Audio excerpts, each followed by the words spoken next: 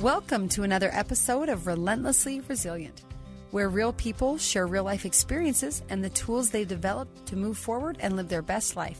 I'm Jennie Taylor.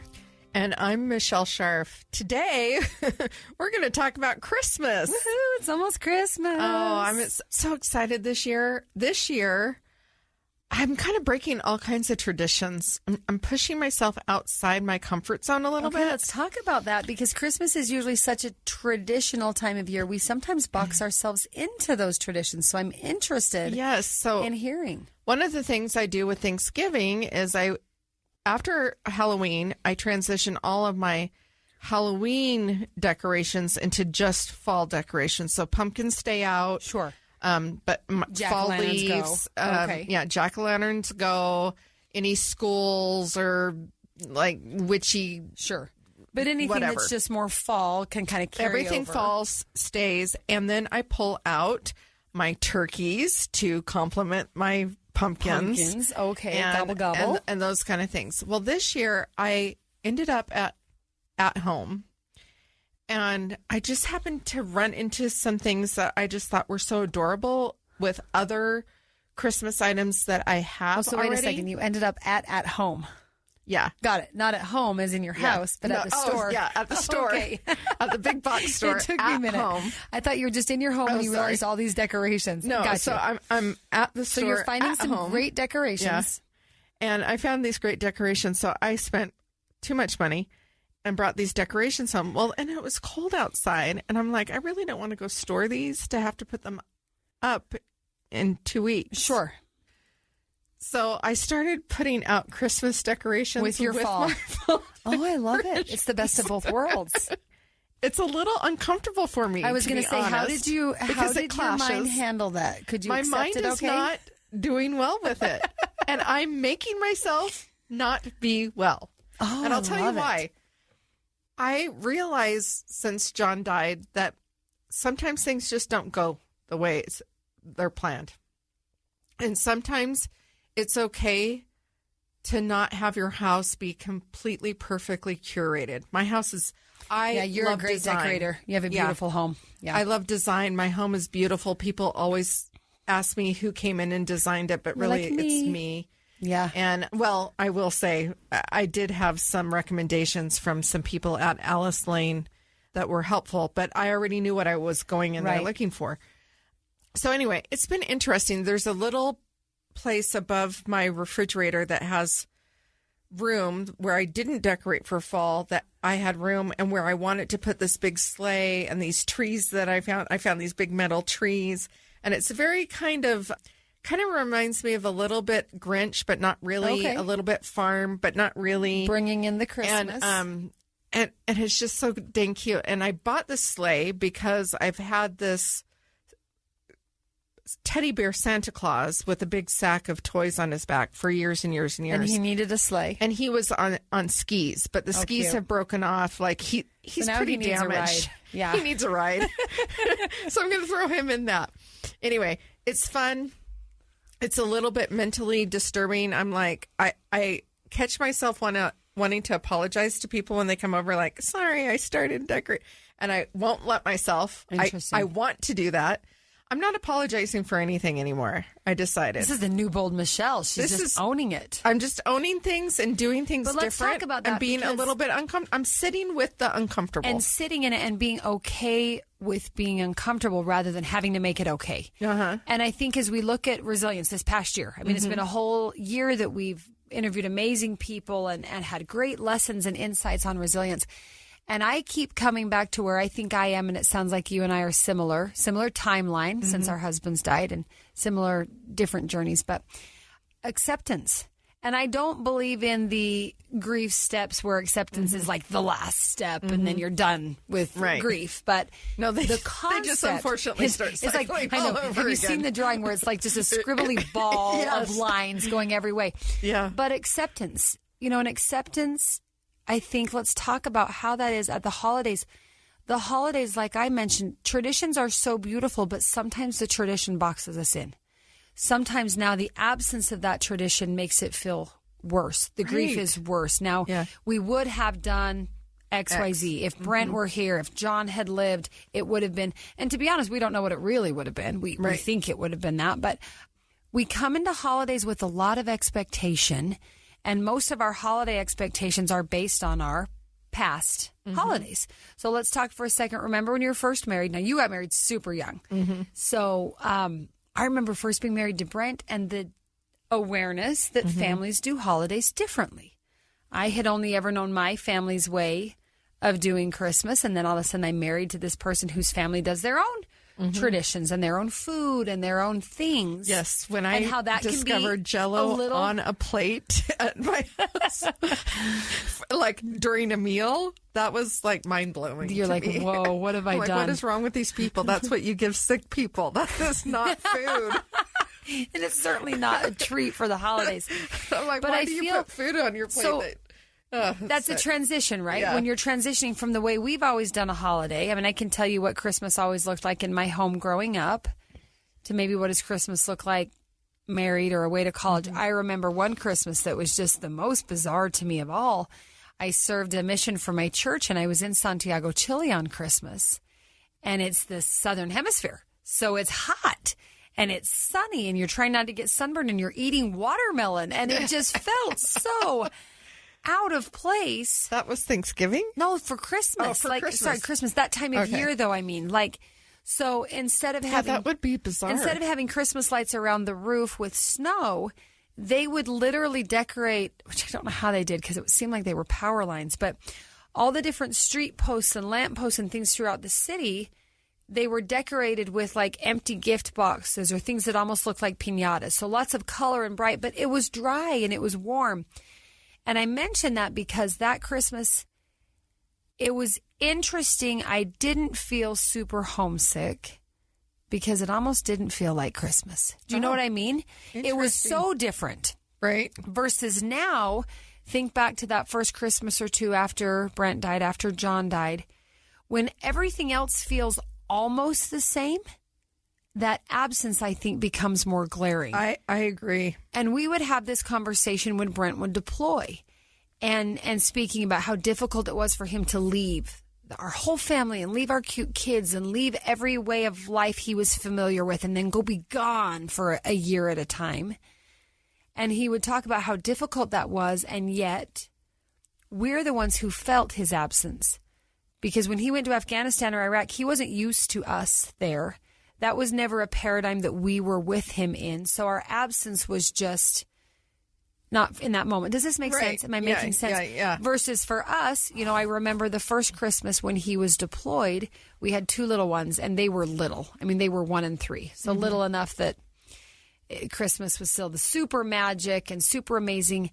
And I remember for me how awful that felt because we were just as a family starting our own traditions. This is the first couple Christmases with kids of our own. And yet he was gone, and that absence felt so poignant because everything else was almost the same. So now fast forward, here we are, 17 years later. And I think I'm kind of where you are, where I'm learning to let it be okay that it's not what it was. And it's not what it might have been.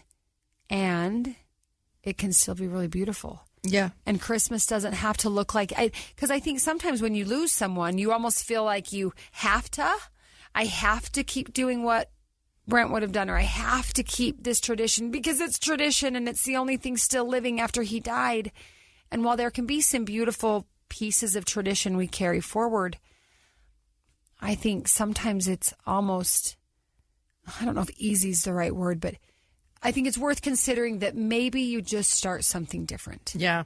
And then maybe it doesn't quite feel so off because the way we're celebrating is different. Like I said, the year I was in Chile, I didn't really miss a ton of home because they weren't doing anything near what we would have done at home. The weather was different. The food was different. The people, the language, the everything. And so that's what my kids and I, we're in this new home. It's our first house, our first Christmas in this house. Everybody's a little older. I feel like we've maybe gotten out of the COVID and everything that did to us. And I think we're really looking forward to embracing what elements we want to bring forward from past traditions and Christmases. and maybe what new things we want to do. And both can have a place. And here's the thing. I think that you can have these conversations with your kids. Yeah. So last year, my Christmas tradition, since John's died, we used to do it different, but pretty much since John died, I host a prime rib Christmas Eve dinner. Beautiful. And part of our tradition was to do the pajamas, and then I would do stockings, and then we'd play games or whatever. And then the kids now go to their house, and I am alone on Christmas Day. Oh, my goodness. How is that? And that it's been... I'm so many years away from that. I'm not sure I could even wrap my brain around that. Yeah, it's so been you wake up on Christmas 3 years yourself. for me, so this will be my fourth year being alone on Christmas Day. I go to a movie, which is a tradition that John and I used to take our kids and family with. All growing up, we'd always go to a movie on Christmas. So I take myself, and I love it. Sometimes I sleep in. So your family gathering is more the Christmas Eve. Christmas Eve. And then Christmas Day, each of your children are with their families now. Mm-hmm. Okay. And on Christmas Eve last year, my daughter-in-law and my daughter, who both have children, said, the kids are getting old enough where they don't understand why we're getting stockings from Santa at your house on Christmas Eve, something I didn't even think about. Logistics.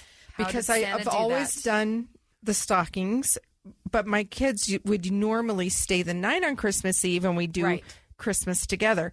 But since John's been gone and they have their own families. Right, you're sending it with them ahead of time or letting them have it ahead of time? Well, we would always just have it at night when we did the pajamas. And then we would do our gift exchange then. So they want to change that. And so I'm not doing...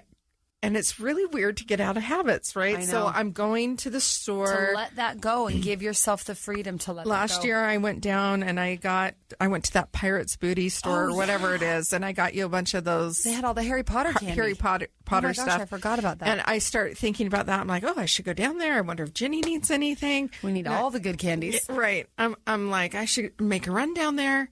And then I realized, I don't need to run down there because I'm not doing stockings. So the parents will now do it instead of grandma. And which honestly, please let them take it over because I spend more money on stockings than I do on the actual gifts for everybody. Not to mention it takes a lot of time to think it through and gather the things because it can hold a lot of stuff in a stocking. Yes. And I have a whole bunch of traditional things gathered around stockings, a toothbrush, an orange. So has that been hard to let go of this year and say we're going to let mom do that? I hope that they remember that they have mentioned this to me. I actually haven't talked to them about it. But yes, I'm not doing stockings. I need to have this conversation probably at the end of Thanksgiving where I'm just going to say, by the way, I heard you guys last year and I am not doing these. So that'll be interesting. But so it is interesting, right? I have 4 kids. I could probably say to one of my kids, hey, I don't want to be alone. Sure. Come stay the night. Let me go to your house. Yeah, there's a lot of options for me. But you're comfortable spending that day with you. I'm really comfortable being alone. I really enjoy my own space. Not everyone can do that. I love sitting in quiet. I don't always have radio going, but I love music. I love Christmas music. But you can let yourself kind of be in that space. I will get up. I will make myself a hot cup of coffee that morning. I will play with my dog, and I will probably go back to bed and snuggle with my dog and just take a nap. And then I'll get up and shower and go to a movie. Something like that. Okay, I love that. We need to take a break, but when we come back, we have with us KellieAnn Halvorsen, our producer, and she never wants to be on our show. But today's the day we're going to give her a brief moment to visit with us. That she should at least chime in a little bit because we want to talk about non-traditional, what happens when you're in a non-traditional family. In a very family-centered holiday. Yeah. And so we're going to take a break and we'll be right back.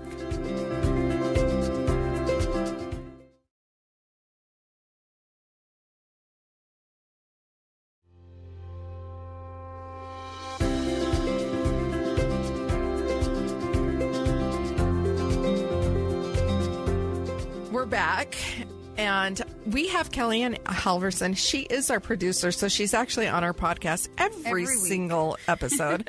And she is our producer, our editor. She is amazing at her job. Social media. She does the social media. She creates the clips, Let's be honest, she puts artwork. Up with you and me.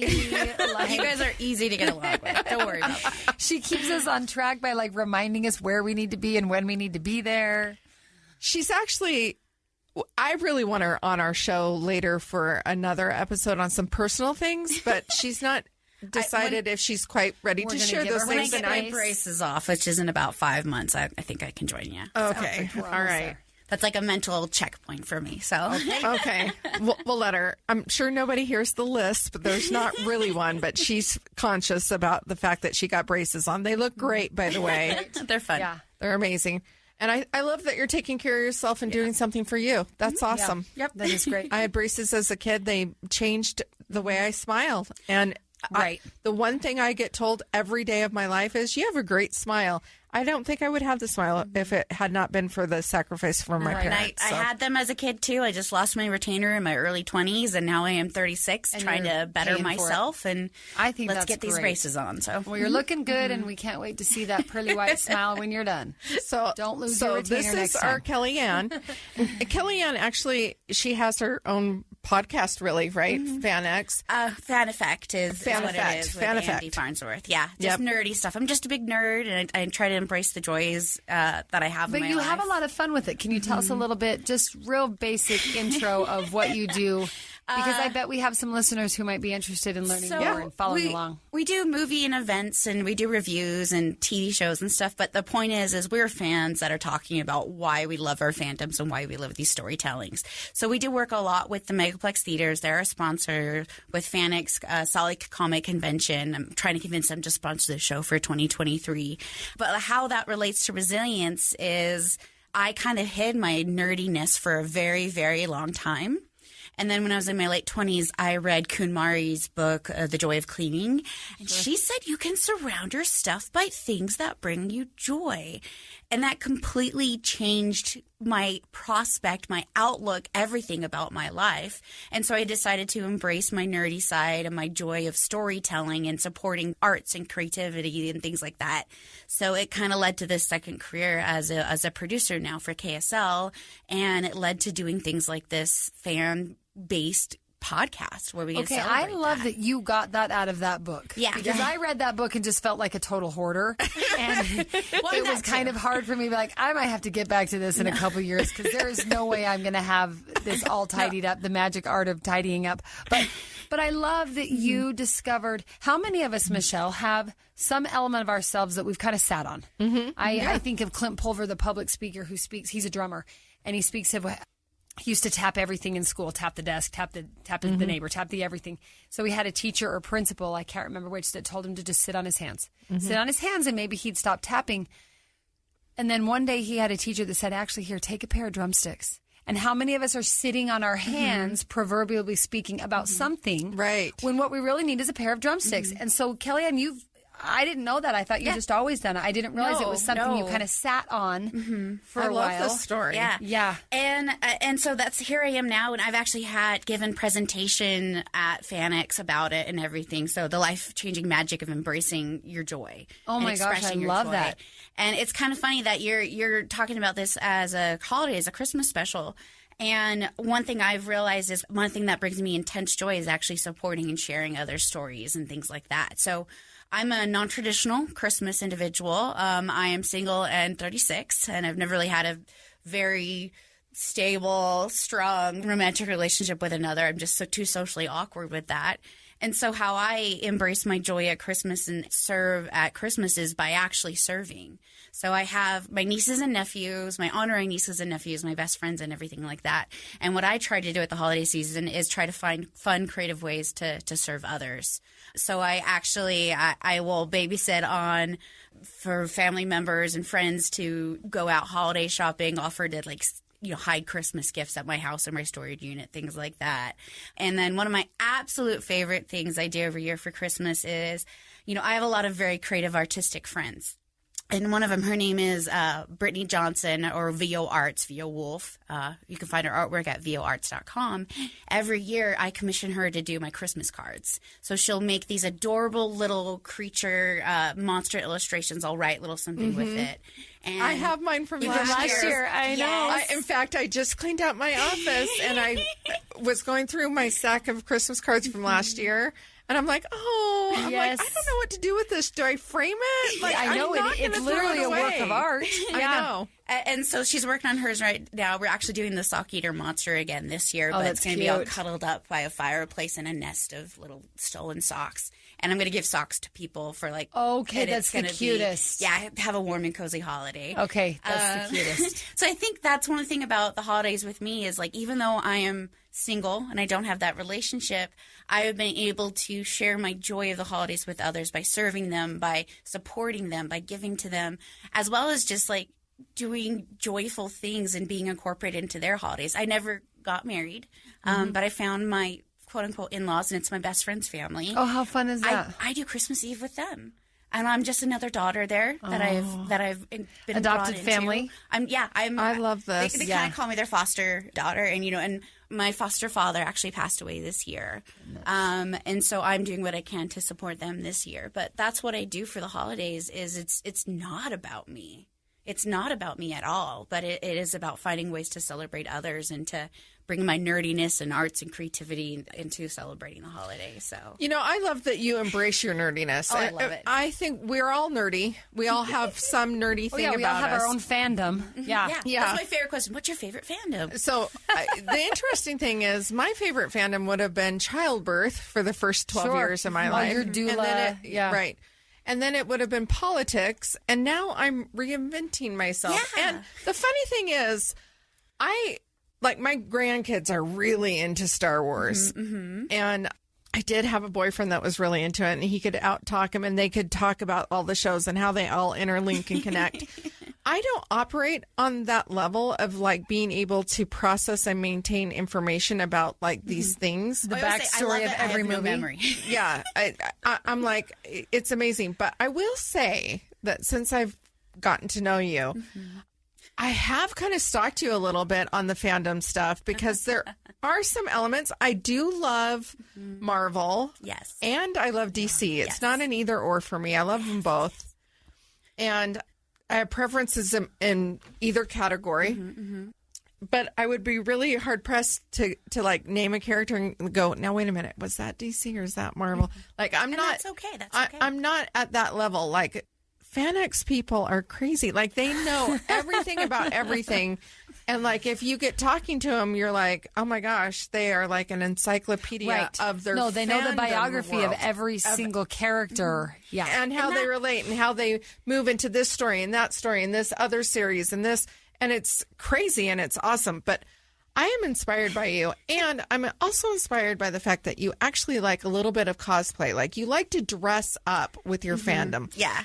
It's called bounding when it's not full character costume. What is it called? Bounding. It started with bounding at Disneyland, where you're not allowed as an adult to show up as a character, but you can wear outfits and clothing that are reminiscent or celebrate the character. Okay, really? Like, you're not allowed at Disney because you might look like you're trying to be a cast member? So you can, like little kids and stuff, they can dress up till like they're 12 as a princess, but then there's kind of that age where like I can't show up at Disneyland dressed as Sleeping Beauty. Okay.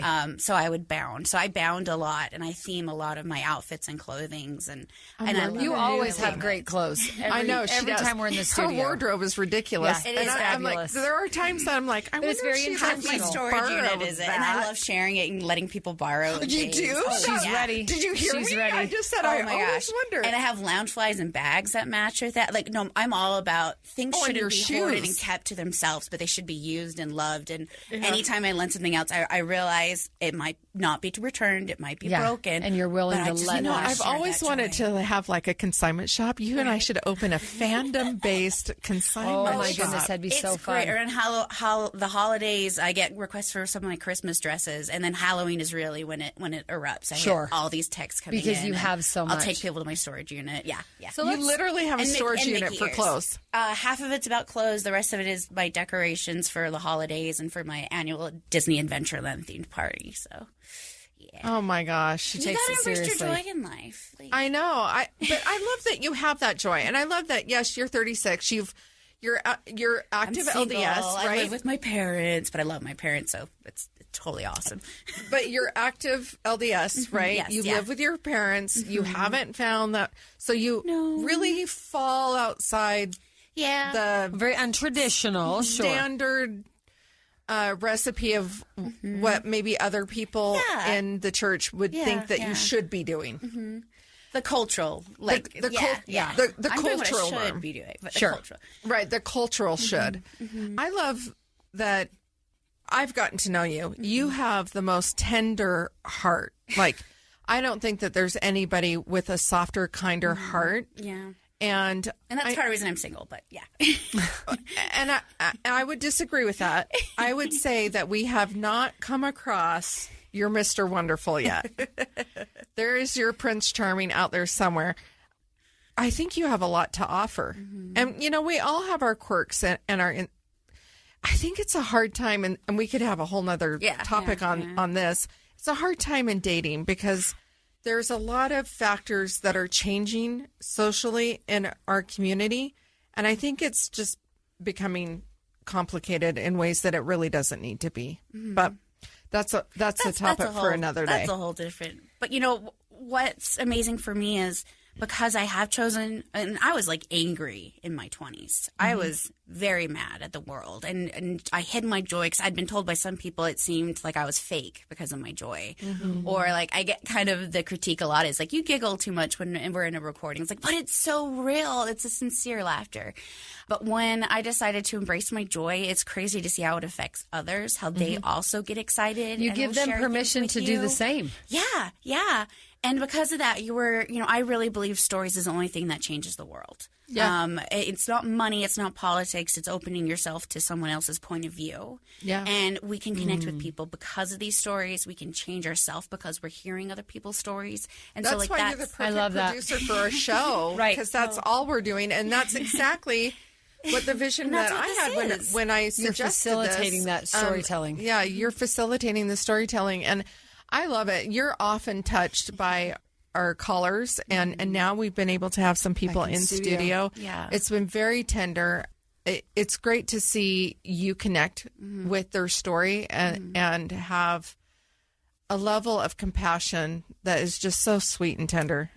Well, I've really enjoyed it. And I have to say, walking into KSL to do this podcast, we record 3 hours on Mondays, but I always know that we're going to be greeted with a big, happy, giggly smile. Yeah, I love Mondays. And a great outfit. Yeah, a great outfit. I always sweater. I love this sweater. Yeah, I always love to know what we're going to walk into, but I always know it's going to be joyful. Yeah, that's how I would. So I think that's the thing is, yes, you're valid in your feelings of being sad and lonely at Christmas. It's okay to cry. It's okay to do that. But also just surround yourself with that joy and be okay with serving others and find ways to do that and to share what brings you joy. I'm so excited. Last year as well for Christmas, my friend VO Arts, she creates this little thing called a grumpacorn. It's a little grumpy monster. It's a unicorn. I had her create little statues, little toys, each version of this for my nibblings, all my nieces and nephews honorary and whatnot. And people loved it. So just share your joy. Let your light so shine. It's okay to be alone. How awesome is that to say, the holidays can be a lonely, we know there's statistics and studies out there that it's a very depressing time. It can be just an emotionally difficult time. What if we stopped making it about us? Right. What if you found there's someone you can cheer up. There's someone you can help, whether it's a niece or nephew, a neighbor, a friend. There are food pantries that are in desperate need. Sub for Santas, I know bring great joy when people maybe take their children shopping for someone else's child or go find someone to help. Well, and at the same time, don't be afraid to ask for what you need around the holidays. My parents have been really wonderful about, like, what do you want for Christmas? What do you want for your birthday? We know you don't have someone like taking care of you like a spouse would or talking about that. So I always tell them what I need and if I need a break or if I'm feeling this way. So don't be afraid as well to be like, hey, like my parents this year, I'm reviewing my room so it feels more like my space instead of 8-year-old KellieAnn's space. Right. That's what they're helping with this year. So tell what you need, find ways to serve others, express your joy, And it's okay to feel lonely. And I think for some people, it might require thinking through, what do we need or want, right? I know that's okay. It's okay to not know that answer. What would bring me joy? How often do you ask yourself what brings you joy? How often do you ask yourself what's your fandom? Even what is your inner nerd passionate about that maybe sometimes feels socially inhibiting, or I should be. I know for me, I just think so often I've always been outspoken. I've always been kind of bossy. I've always been everything I am. And I think for a long time, I kind of tried to hide that or downplay that until I realized I just am who I am. I'm probably as attention deficit as my little guy, Jacob. Yeah. And I would say yes. And I run, you know what? And Brent probably was too, right? And I can either feel bad about that and apologize, or I can just say, this is what it is, and we're going to run with it. And maybe what resources do I need to tap into to help make it not drive everyone around me crazy? But being our authentic self, how do you be your authentic self in the holidays where there is kind of that social pressure of what we're supposed to be? Ooh, I think you guys should talk about that in your next segment. Here we go. We'll take a quick break and be right back.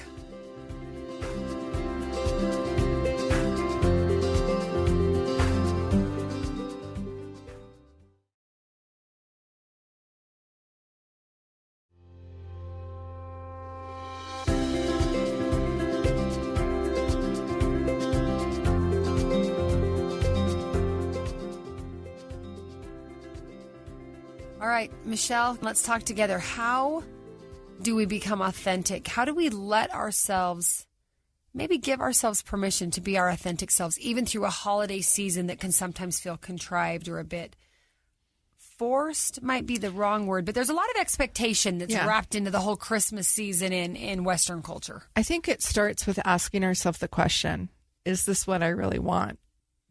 What do I need? Am I doing this because I feel like I doing need this to or out of have expectation? to? Sure. Because everybody else expects me to show up in this way. Everyone else expects me to spend X amount of dollars. Everyone else expects me to do all the food, whatever it is, right? Or does it actually bring me that kind of joy or peace?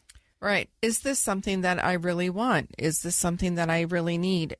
Or let's even back it down to the first question is like, how am I feeling about this holiday? What is it bringing up for me? Where am I? And maybe addressing some of that. And addressing some of those feelings and those emotions. If you are making your plans and you realize that one of the days you're going to be on your own and you don't have anyone, talk to yourself about that. Like, is this scary for me? Am I okay? Maybe I want to call someone. Yeah. Not should I, but maybe I choose to. Maybe it's time for me to reach out and say, hey, I'm alone and I really would like to find some place. Do you have room for me at your table? And maybe not wait for people to read your mind and maybe feel hurt as they don't. Right. Because that's not realistic. I have become more aware of that this year. It's been really interesting for me. You and I, we lost our husbands, but I have been actively participating in the dating world, and I'm meeting so many people that have, one, either never been married, or two, have had one or more. I'm not going to say failed marriages that were no longer useful, and they're no longer in those relationships. And there's a lot of grief around that. A lot of people feel like they failed. I hear it all the time. I hear people refer to it as we call it a failed marriage. We call it failed. We default to that. Yeah. That's true. And actually, sometimes they're not. Right. In fact, I am aware of somebody right now who they had a great marriage. They raised their kids mostly. They're not completely out of the home. But they came to a point in their lives where they realized we don't love each other in the way that we should love a spouse. We're good friends, but we've become really good friends, and we are not romantic partners. And so they ended their relationship in a very healthy way. They're still very involved with their kids. They still talk to each other. It's very amicable. Like, sometimes these things happen, right? Right. But they do create grief, and they do create problems at the holiday when now what is normal? All the worlds of tradition collide. Right. And so there's a guy in my singles group right now who's currently going through a messy divorce, and he doesn't want the divorce, and he's I think he's in his 60s. And I've been a support person. I've been calling on him and checking on him. And I think that we need to pay attention to other people. Right. Look outward. At this time of year. Yeah. And, you know, I wouldn't have done that normally. Like, I wouldn't have thought.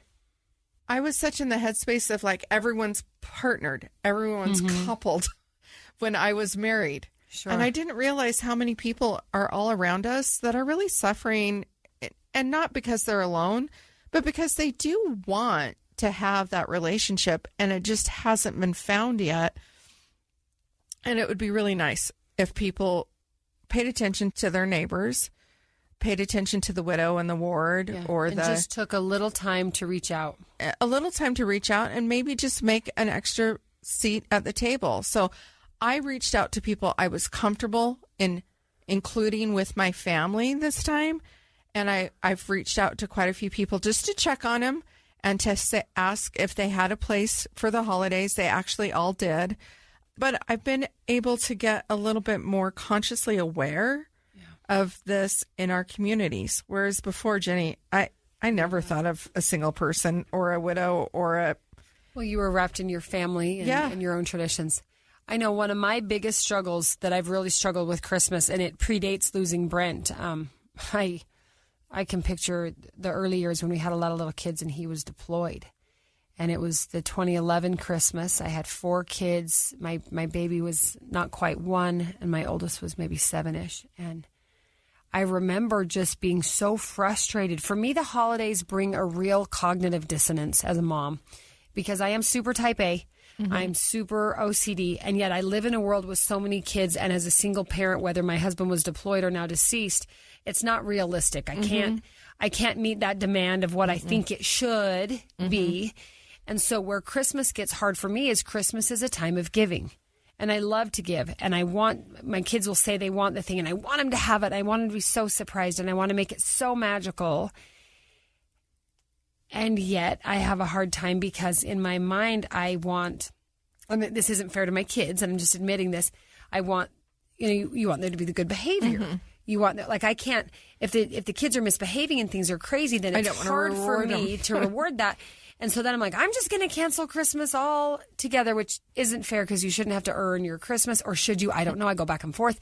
And so this one particular Christmas, 2011, Cars, the movie, was big for little kids. And it was the second one where they're in Great Britain. And I had these darling little walkie-talkies, where it was these 2 little cars, and they were walkie-talkies for my 2 oldest kids that would have been 5 and 7, 6 and 7. And I remember being so overwhelmed with the season, overwhelmed with those expectations. And they were probably only expectations of myself. Like, no one was beating me down, but I was perceiving that I had to have the house clean. I had to have everything great for Christmas. I've got to have, and my husband's deployed, and I have to keep everything up, and I have to be the strong army wife. So I was doing it to myself. But I remember my kids kind of misbehaving as kids do. And I kind of just lost it on them. And I remember telling them, be quiet or don't do that or whatever they were doing. And I said, if you do that one more time, I will smash a Christmas present with a hammer. Like, I threatened them that they would lose a Christmas present. And you're looking at me with big eyebrows. You have to love me. You have to love me through this. Love me through this, people. And let me tell you, I know there's other parents. I've actually done this with my child's phone. I know there's other parents out there that struggle with the dichotomy of the season of giving. Yeah. And yet I don't want to overindulge my children because we live in a world of overindulged children, and it's my responsibility to make sure they're hardworking and appreciative and grateful. And again, that cognitive dissonance in my head. So whatever I didn't want my kids to do, they did. And I remember, like, in a fit of rage, going upstairs to my closet where I had this cute little walkie-talkie toy hidden. And I brought it down. And I remember thinking, now I have to follow through. Because you can't make a threat and not follow through. Parenting tells you that. Right. And so rather than realizing I never should have made the threat, I'm holding myself to the letter of it. And again, this is just the flaw of type of people. And we talk about sitting on our hands. I'm having to learn how to be type A and be chaotic and everything rather than insisting on it. So I get the poor kids' little walkie-talkies. I literally had a hammer. The walkie-talkies were on the kitchen floor, and I just smashed it, and my kids are looking on. And I remember dropping it and picking up my phone and calling my mom and just being like, Mom, I'm not okay. Like, I legit just smashed the Christmas present for my 5-year-old because he probably, I don't know, spilled milk or something stupid. but it's where I realized how I was carrying the holidays was completely ruining any chance of the holiday being good for anyone. Yeah. And I find myself, I continually struggle with that. And I have to let myself let go of those expectations. And I think even, with Brent gone, probably one of the most emotionally easiest Christmases for me was the first Christmas after he died, which sounds very ironic. But I didn't buy my kids a single gift that year. The whole world did. Right. Everyone spoiled them because he died right before Christmas. And it's like I had permission to just say, look at these children who've just lost their father, and they have all these beautiful presents that kind people have chosen to give them, that I would never give them that many because I don't want to spoil my kids.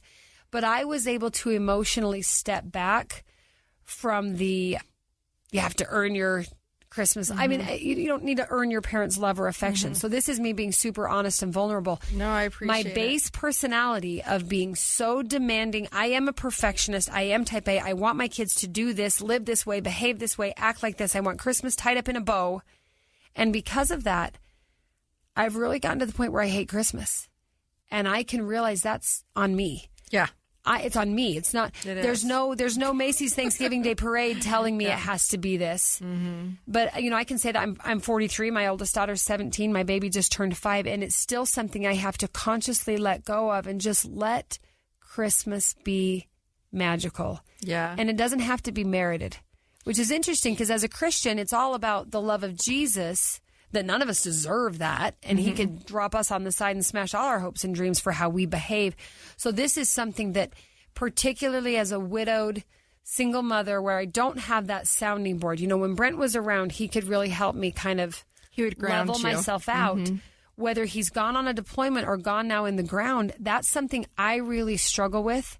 And like KellieAnn, what I've found these last couple of years is really thrown myself into helping like Sub for Santa type of things, because I would never not give to that child. Why is it so hard for me to give to my child? Why am I so afraid of ruining my children by overindulging them? When I want them to get what they want, I want so badly to buy it for them. I have to give myself permission to just let that be okay and let it be more like the grace of God than an earned paycheck. Right. But I'm just being super honest. So that's where without Brent appreciate here, your vulnerability. It's hard for me. I can be grateful all day at Thanksgiving. Yeah. I love shopping and finding the bargain. I can't wait to get them wrapped. And yet I have that psychological difficulty of letting myself just let my children be kind of spoiled for Christmas. So, it's hard. It's really interesting that you bring this up. I, being a type A personality, which I feel like I've let go of a lot in this past year. I feel like I'm I've settling. Definitely come a long way from where I was 43 years ago at the start. Yes, yeah. But let me share with you, as a mom whose kids are now all gone and grown, I didn't do this with Christmas. Christmas was the free pass. Behavior was not a warranted thing. I have ruined birthdays for my children because when my children misbehave, I canceled their birthday parties. That's me and Christmas. I threaten to cancel it every year. Like even working up to it is, and funny, I get excited for the Black Friday sale. So I'm not judging you in any way. I understand it because I would take away their birthdays because I'm like, look, I get to celebrate your birthday. I brought you into this world, but you will behave, and you don't get to act like this. And if you cannot behave, then we're not doing this. I call myself a scorekeeper, like when I'm really honest with myself, which isn't fair to a child, particularly at Christmas. And I would never want people to scorekeep with me because I'm completely flawed and imperfect. But I'm just saying this is something that as a widowed mom with all these kids around the holidays, that to me what feels the hardest. It's the expectation I put on myself of what I should be doing as a mom or what I should have implemented this past year. I've told you before, I get to Christmas and I just feel like I failed all year. Everything catches up with me. Then I'm really excited in January because I get to start over. But December's really hard because I am hard on myself. I become hard on my kids. And I'm having to learn how to let go of that and just let it be. Like you said, just sitting with the Christmas and the Thanksgiving vacation or decoration on the same shelf. I'm going to say to you, looking back, I'm 53. I've got 10 years on you. My kids are now gone and grown out of my home. And looking back, I wish I would have given free passes on birthdays and on Christmas not that they shouldn't have been disciplined, but it should have never been tied in. It has to be separate. It has to be separate. Yeah. I should have never tied it into a birthday event, a birthday party. It was the easy thing because it's there and you're working on it and you're spending all of this money and you're angry because you're thinking, I am doing all of this stuff and I'm making sacrifices I'm trying so hard in our to family. Make this so amazing for you. Yeah. And then you're being a total little jerk, Yeah. So, but looking back, I wish that I had done that differently. And I wish that I would have just removed that. So and you it got to is help our me for type this A next personality. decade. It is our type A personality, right? Because we want performance and we want our kids to be contributors and not takers in the world. And so I get where the drive is. It's just misplaced. And looking back, I'm like, I could have still disciplined them and still separate from. Well, and I love you ultimately, regardless of your behavior. And I'm going to celebrate the day I brought you into this world. And I can celebrate Christmas because it's Christmas and we're going to celebrate the birth of the Savior or whatever you're going to celebrate. It's a season of giving in our culture. Right. Sure. So, and those can be separate from discipline on poor behavior around those times. And I don't have to carry the weight of everything that went wrong in this year at the end of this year. And that's where I go. So that for me, I love what KellieAnn said about finding joy and embracing who she is. I think if anything this past year, I've gotten better at recognizing who I am, good and bad, being more honest, mostly with myself. The rest of you all around me have probably known me and diagnosed me years ago. Do you know what I mean? Yes. But it's being honest with myself for me to be able to say, okay, this is hard for me. I can do this, but I just kind of need somebody to own up to the fact that this is hard for me and recognizing that distinction. And I think that's where I loved this idea of embracing who we are. At the holidays, at the difficult times, grief can again be that magnifying glass that makes everything uglier, even if it's a character flaw. Like grief did not take away my own character flaws just because I'm heartbroken over my dead husband. In fact, sometimes it makes them worse. So that's what I'm trying to be mindful of as we wrap up this year and get into a new year, which will be year 5 without my husband, which is a milestone year in my OCD head. And just trying to say exactly what you said. I'm okay with just being okay. Yeah. And I can put the Christmas decoration by the Thanksgiving decoration. I can have a beautiful Christmas morning for the kid who might have back-talked me yesterday, and we'll work on the discipline and the respect separate from the gift giving. So that's what I'm working on as we wrap up 2022, and particularly as we get ready to dive in 2023. So there's my Christmas message.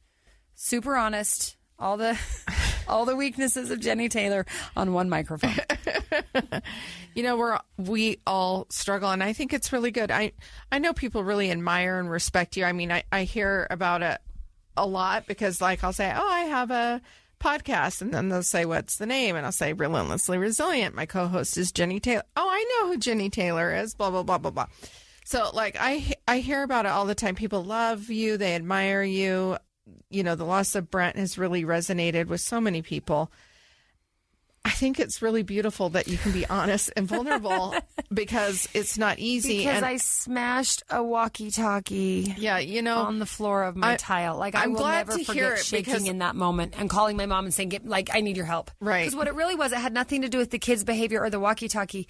It was me as an overwhelmed mom with deployed husband and all these kids too stubborn to ask for help. Right. So I'm learning, and that was a decade ago, and I'm a decade older. I hope I'm at least half a decade wiser in the last decade. We'll see where the next decade goes. I just think it's been 4 years, and your kids were just all so young. They're not all so young anymore. Your baby isn't a baby anymore. She's 5. Yeah. Megan's about to graduate. Yeah. And so you've really got, and it's complicated for anyone who thinks, oh my goodness, and she has 7 children and that's a lot. But what they don't really think about, which honestly I think about so often for you when it comes to you and your children, I don't really just think about the number.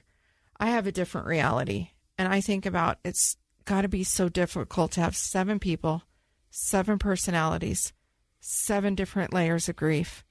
And every year that grief morphs for every single one of them. It changes based on their age, their experience. Their own milestones. Senior year of high school has been a really interesting one.